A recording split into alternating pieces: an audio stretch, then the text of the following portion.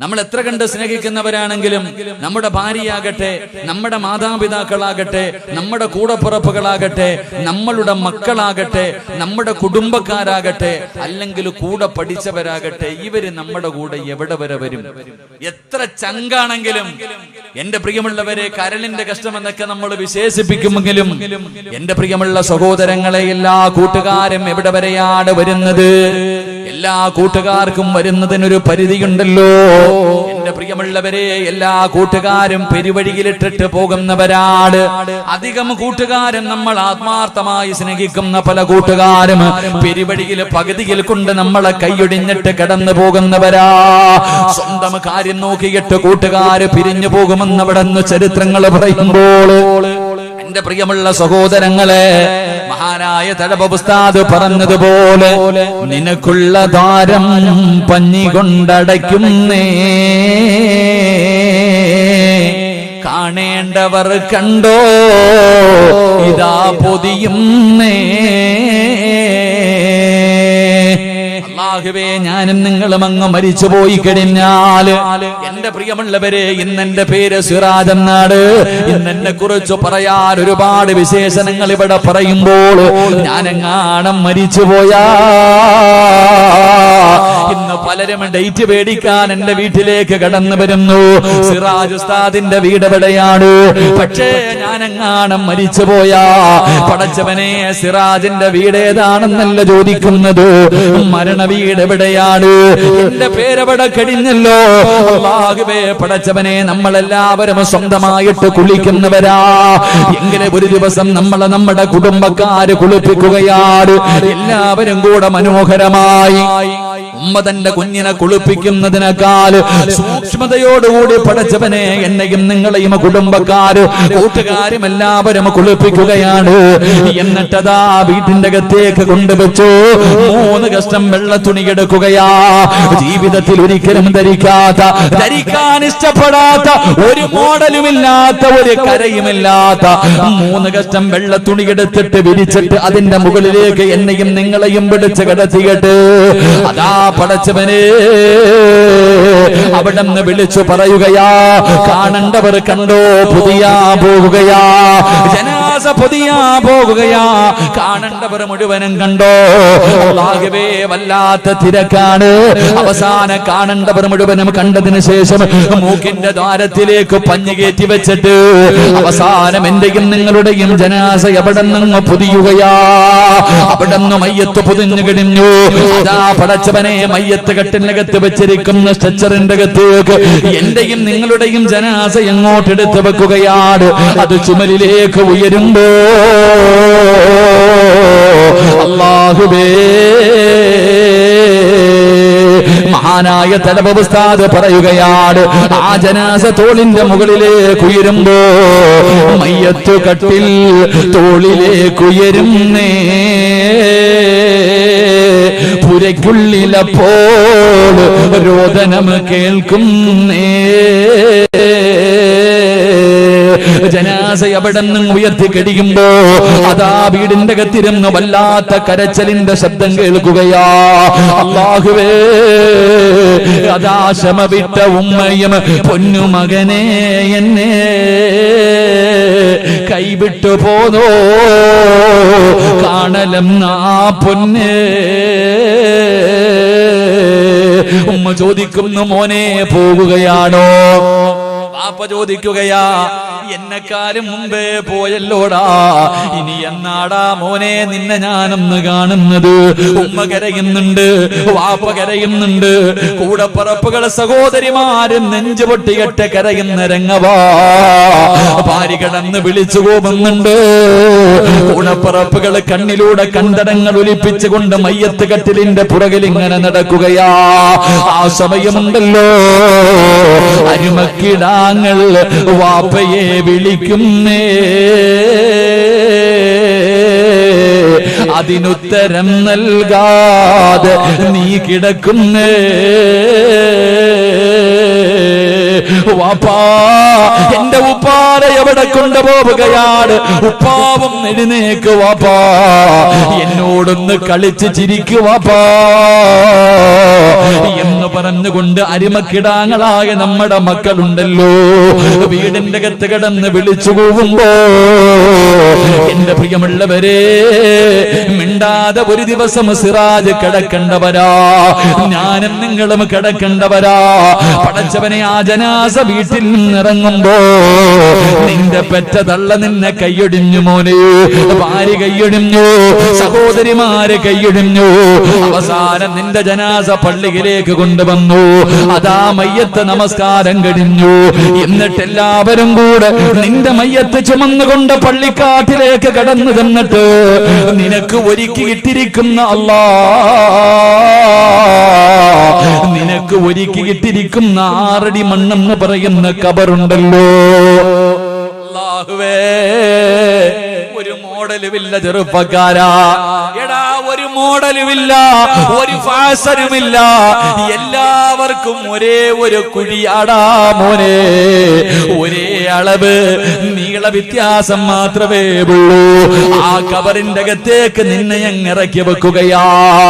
കബറിന്റെ അകത്ത് നിൽക്കുന്ന മനുഷ്യൻ ചോദിക്കുന്നു, മോനെവിടെ? വാപ്പാന്റെ കബളിന്റെ താഴെ വെക്കാൻ ഒരു പിടി മണ്ണ് വാരി തരുമോ? അല്ലാഹുവേ, പലകയെടുത്ത് നിരത്തി കഴിഞ്ഞു. പിന്നെ വാസിയാട്, എന്റെ പ്രിയമുള്ളവരെ, പള്ളിക്കാട്ടിന് മയ്യത്തിന്റെ മുകളിലേക്ക് മണ്ണുവാരി ഇടുന്നത് കണ്ടാ പടച്ചവനെ വല്ലാത്ത അത്ഭുതം തോന്നുകയാ. വാരി എറിയുകയാണ്, വാരി എറിയുകയാണ്. പക്ഷേ ചെറുപ്പക്കാരാ, ആ മണ്ണുവാരി ഇടുന്നതിൽ പഠിക്കാൻ ഒരു ഗുണപാഠമുണ്ട്. അതിനകത്ത് ഒരുപാട് അർത്ഥമുണ്ടടാ. അത് മണ്ണുവാരി ഇടുമ്പോ പറയേണ്ട ദുആയുണ്ടടാ. മുത്തുനബി അവിടെ നിന്ന് പറഞ്ഞു തരുന്നതല്ലേ. അവസാനം അവന്റെ നെഞ്ചിന്റെ മുകളിലേക്ക് പിടിമണ്ണ് വാരി എറിഞ്ഞിട്ട് അവസാന കബറ് മനോഹരമാക്കുകയാണ്. പടച്ചവനെ, മണ്ണൊക്കെ നല്ല നിലയിലിടുകയാണ്. എന്നിട്ട് അടുത്തവന്റെ കബറിന്റെ മുകളിൽ നിൽക്കുന്ന അതാ ചെടികളിൽ നിന്ന്, അവിടെ നിൽക്കുന്ന ചെടികളിൽ നിന്നൊരു കമ്പൊടിച്ചിട്ട് അതുപോലെ സ്വന്തമായിട്ട് കൊണ്ടുപോകാനില്ല.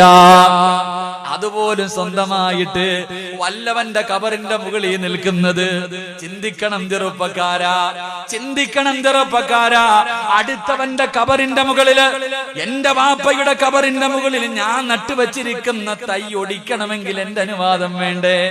എന്റെ അനുവാദം വേണ്ടേ?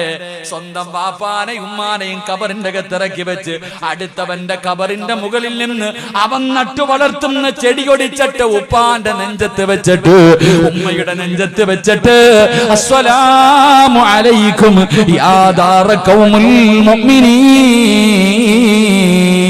അവിടുന്ന് ഒരു ടാറ്റ കൊടുക്കുകയാ.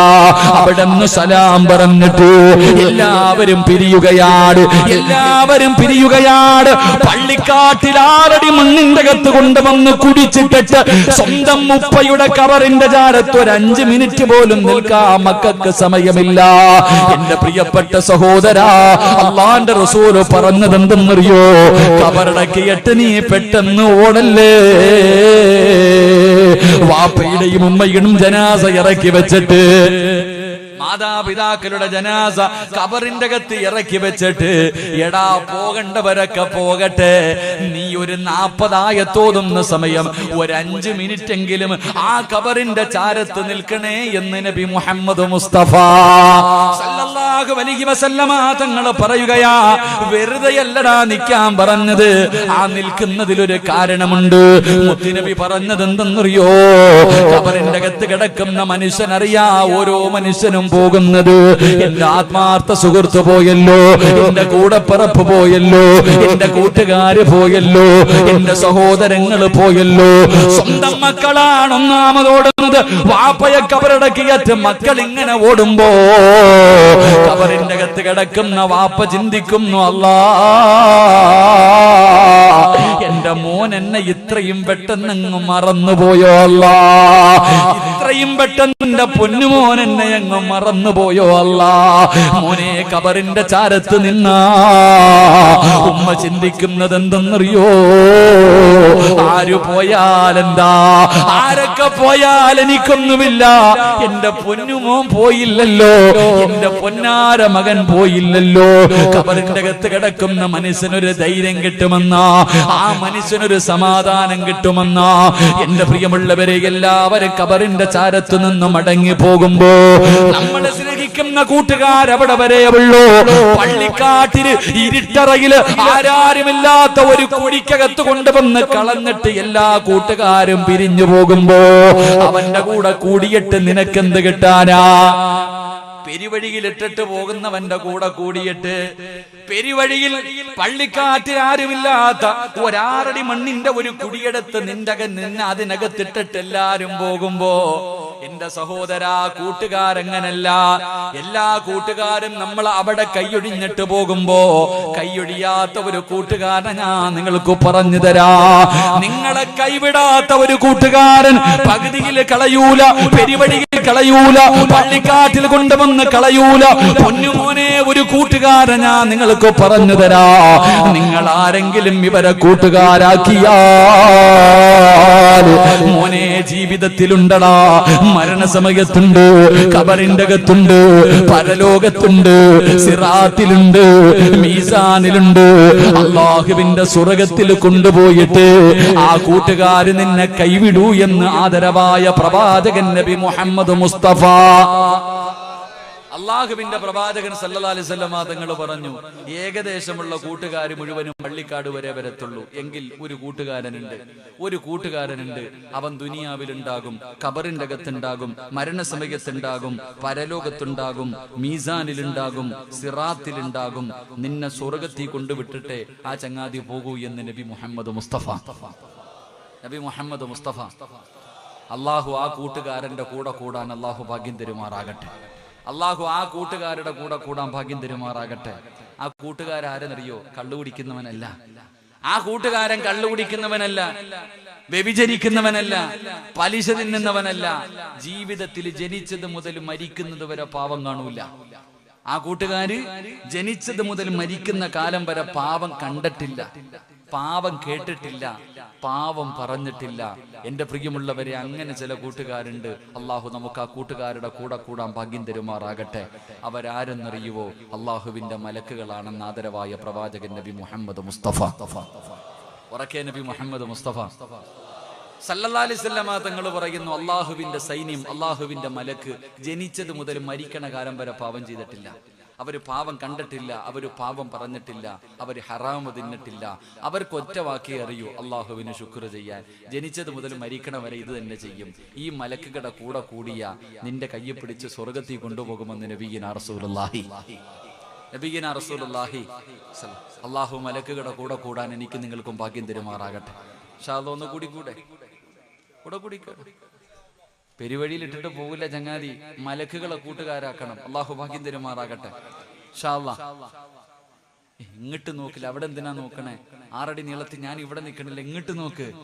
എന്താ എല്ലാരും അങ്ങോട്ടാ നോക്കണം? അടച്ചാനെ ഞാനും കൂടെ അങ്ങോട്ട് നോക്ക്. ഇങ്ങോട്ട് നോക്ക്, ഞാനിവിടെ നിൽക്കണ്ടില്ലേ?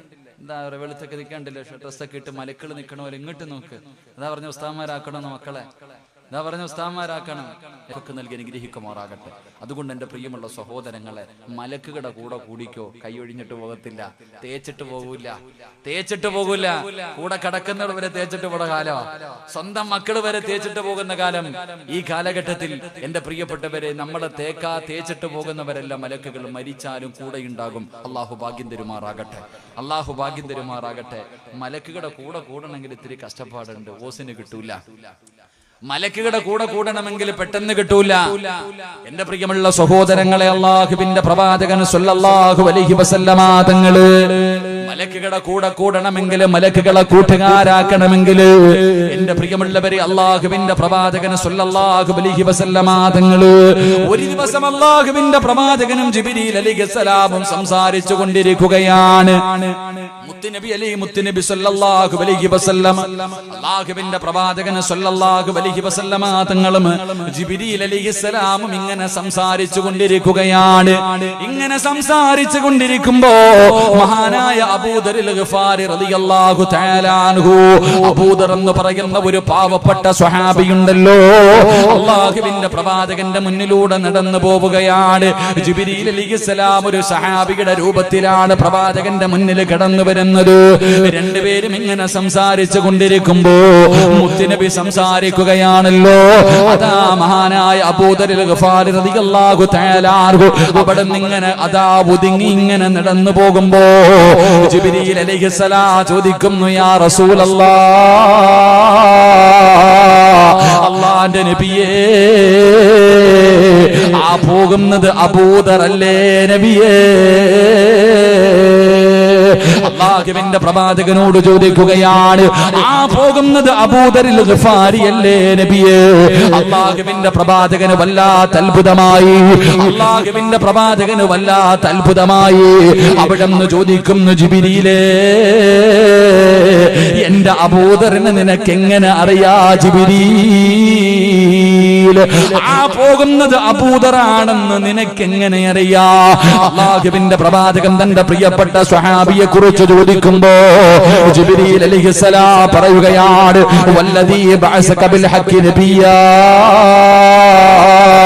അല്ലാഹുവിന്റെ പ്രവാചകനോട് അവിടെന്ന് പറയുന്നു, നബിയേ, ഇന്നഹു ലഫീ മലകൂതി സമാവാതി സബ്ഇ അശ്ഹറു ഫിൽ അർളി. അല്ലാഹുവിന്റെ പ്രവാചകനോട് പറയുന്നു, യാ റസൂലല്ലാഹ്, അബൂദറിനെ മലക്കുകൾക്ക് എല്ലാവർക്കും അറിയാ നബിയേ. മലക്കുകൾക്ക് നല്ല പരിചയമുള്ള ആളാണ് അബൂദർ. അബൂദറിൽ ഗിഫാരി റളിയല്ലാഹു തആല അൻഹു മലക്കുകൾക്ക് നല്ല പരിചയമുള്ള മനുഷ്യനാണ്. മലക്കുകൾക്ക് നല്ല പരിചയമുള്ള സ്വഹാബിയാണ്. ദുനിയാവിലെ ആൾക്കാർ അറിയുന്നതിനേക്കാൾ അബൂദറിനെ മലക്കുകൾക്ക് അറിയാ നബിയേ. അല്ലാഹുവിന്റെ പ്രവാചകന് വല്ലാത്ത അത്ഭുതമായി. മസ്ജിദുൻ നബവിയുടെ ചാരത്ത് കിടക്കുന്ന പാവപ്പെട്ടവരാ, കഴിക്കാൻ ഒരു ദിവസത്തിൽ ഒരു നേരം പോലും ഭക്ഷണമില്ലാത്ത പാവപ്പെട്ടവനാ, ഒരു ജോഡി വസ്ത്രമല്ലാതെ മറ്റൊരു ജോഡി ധരിക്കാനില്ലാത്ത സ്വഹാബിയാ. ഈ സ്വഹാബിയ മലക്കുകൾക്ക് മുഴുവനും പരിചയമാണ്. പോകുന്നവനും നിസ്കരിക്കുന്നവനും തടമ്പുള്ളവനും പലിശ കച്ചവടം നടത്തുന്ന കാലമല്ലേ. ലോട്ടറി എടുത്തിട്ട് പെട്ടെന്ന് പണക്കാരനാകാ. അല്ലാഹുവിന്റെ പള്ളിയിൽ മുൻസഫിലിരിക്കുന്നവന് നമസ്കരിക്കുമ്പോഴും അവന്റെ പോക്കറ്റിന്റെ അകത്ത് ലോട്ടറിയാണ്.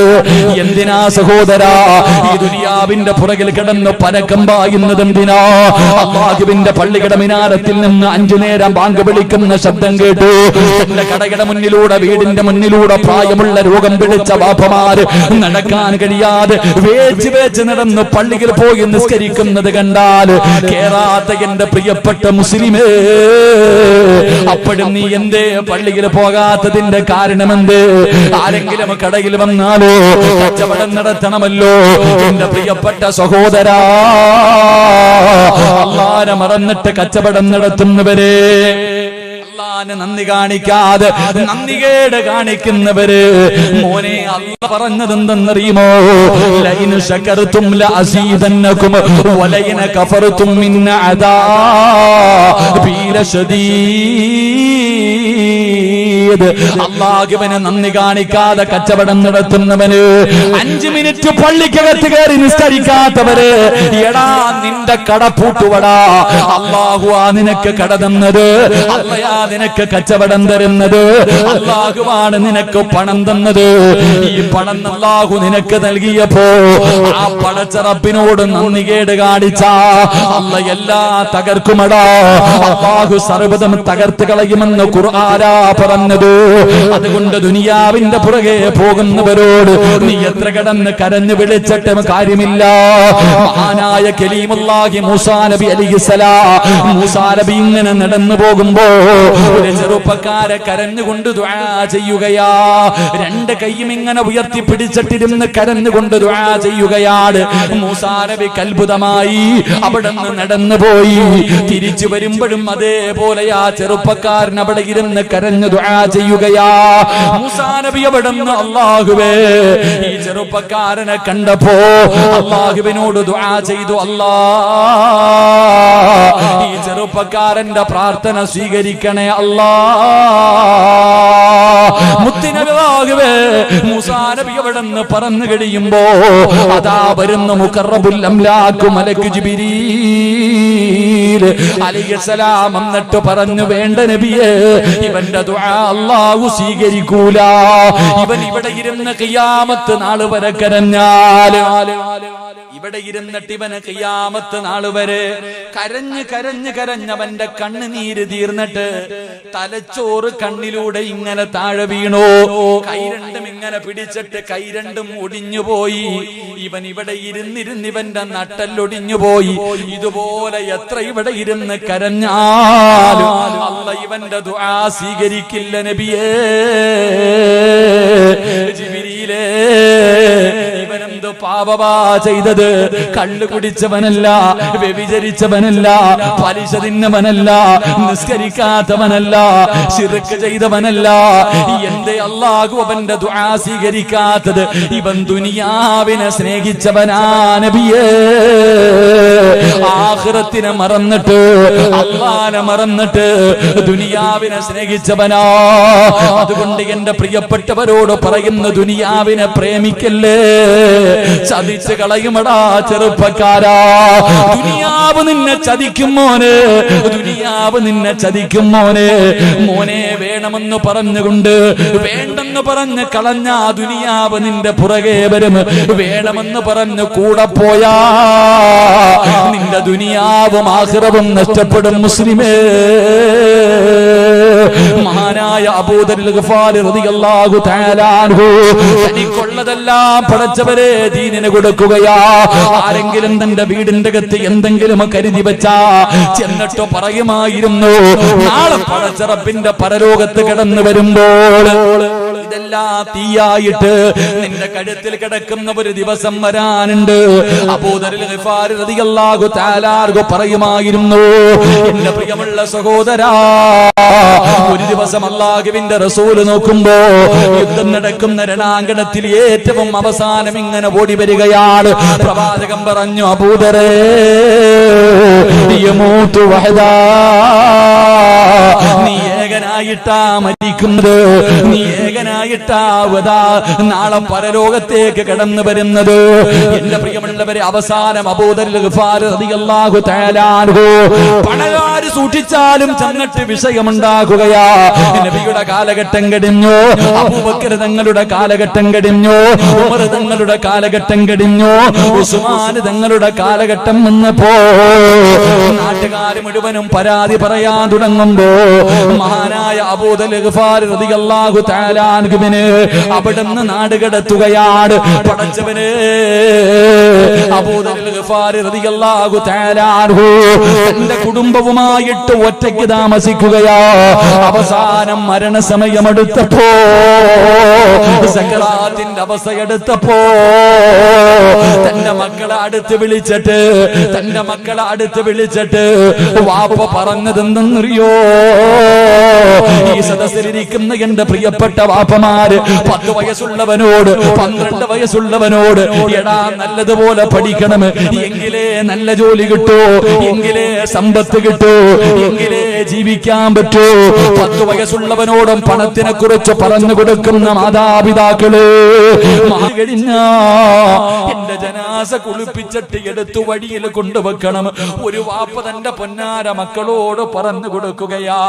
പണത്തിന് പരക്കം പായുന്നവര് പണത്തിനോടുള്ള ജനാസ കുളിപ്പിച്ചിട്ട് കൊണ്ടുവന്ന് റോഡിൽ വെച്ചിട്ട് കാത്തിരിക്കുകയാ. റോഡിൽ വെച്ചിട്ട് കാത്തിരിക്കുക. പ്രവാചകൻ പറഞ്ഞത് സത്യമായി. കാരണം ഏകനായിട്ടാ മരിക്കുന്നത്. അവസാനം കൊട്ടാരങ്ങളോടുള്ള മോഹം കളഞ്ഞോ.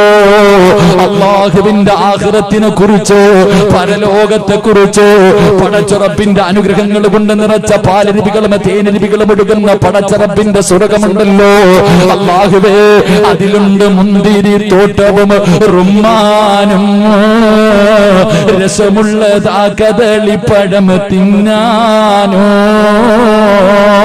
താരാട്ട് പാടാറ് തോഴിമാർ പലരുണ്ട്, കൈമുട്ടുവാൻ ചില ദാസിമാർ വരവുണ്ട്. മണിയില്ല റബ്ബേ വാങ്ങുവാനാ വീട്, കൊതിയുണ്ട് വല്ലാതെപ്പോഴും അതിനോട്. അതിലേക്കു നീ ഒരു പാസുതാ മന്നാനേ, അതു നിന്റെ പക്കൽ മാത്രമാഹന്നാനേ. ദുനിയാവ് വലിച്ചെറിഞ്ഞാൽ, ദുനിയാവ് വലിച്ചെറിഞ്ഞാ മോനെ പാലരുവിയുണ്ടടാ, തേനിന്റെ നദികളുണ്ടടാ, കള്ളിന്റെ ആറുണ്ടടാ, കടിക്കാൻ ഭക്ഷണം ഏത് വേണമെന്ന് പറഞ്ഞാൽ കണ്ണിന്റെ മുന്നിൽ വന്ന് നിൽക്കുമടാ.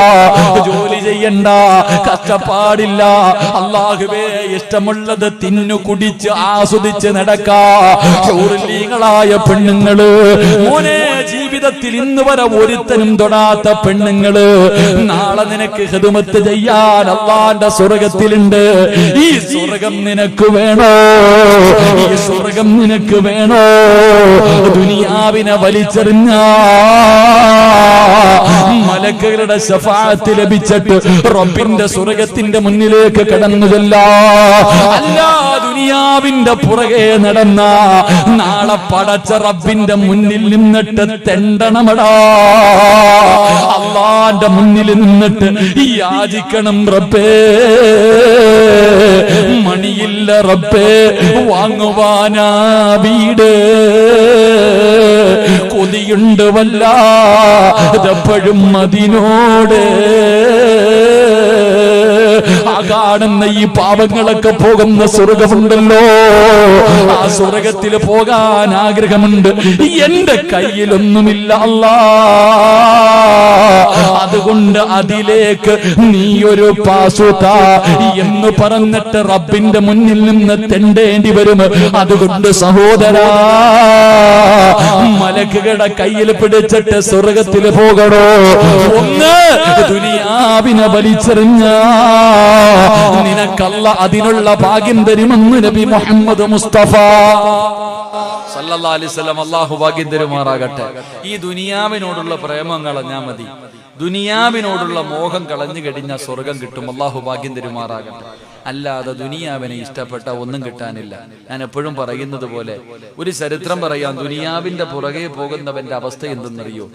മനോഹരമായൊരു ചരിത്രം. അവന് പിന്നെ എത്ര ദീൻ പറഞ്ഞു കൊടുത്തിട്ടും കാര്യമില്ല. ഖുർആനും ഹദീസും ഖബറും മരണവും നരകവും പരലോകവും അശ്വറൊക്കെ പറഞ്ഞാലും ഓൻ ചോദിക്കും, നരകത്തിന് ഇത്ര തട്ടല്ലേ, ഇന്ന തട്ടി ഇന്ന ആളല്ലേ കിടക്കാതിയെടുത്ത് ഈ മനുഷ്യന്റെ കയ്യിൽ കൊടുത്തു. എന്നിട്ട് ഇങ്ങനെ ചർച്ചകളൊക്കെ കഴിഞ്ഞിട്ട് തിരിച്ചു വരുമ്പോ ഈ മനുഷ്യനാണെങ്കിൽ 3 ചപ്പാത്തിയിൽ നിന്ന് ഒരെണ്ണം എടുത്തിട്ട് അങ്ങ് കഴിച്ചു കാണും. ഈസാ നബി അലൈഹിസ്സലാം ഈ മനുഷ്യൻ ഇങ്ങനെ യാത്ര ചെയ്തു പോകുമ്പോ ഈസാ നബി ചോദിച്ചു, അവിടെ നിന്ന് എന്താ തന്നപ്പോ? ചപ്പാത്തി തന്ന നബിയെ. എത്രണ്ണം തന്ന്?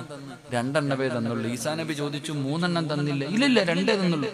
കള്ളം പറഞ്ഞു ആ ചെറുപ്പക്കാരൻ. 2 തന്നുള്ളൂ. ഈസാ നബി ചോദിച്ചു, 3 അല്ല? ഇല്ല, 2 ഉള്ളൂ. കുറച്ചു മുന്നോട്ട് നടന്നു ചെന്നപ്പം മുന്നിൽ സമുദ്രമാ, വള്ളവോ ബോട്ടോ ഒന്നുമില്ല. ഈ മനുഷ്യൻ ചോദിച്ചു, ഇനി എങ്ങനാ പോവാ? ഈസാ നബി അലൈഹി സ്വലാം പറഞ്ഞു, നീ എന്റെ കയ്യിൽ പിടിക്കാൻ. കയ്യിൽ കയറി പിടിച്ചു. ബിസ്മില്ലാഹിർ റഹ്മാനിർ റഹീം. റോഡിലൂടെ നടന്നു പോകുന്നത് പോലെ വെള്ളത്തിന്റെ മുകളിലൂടെ നടന്നു പോയി.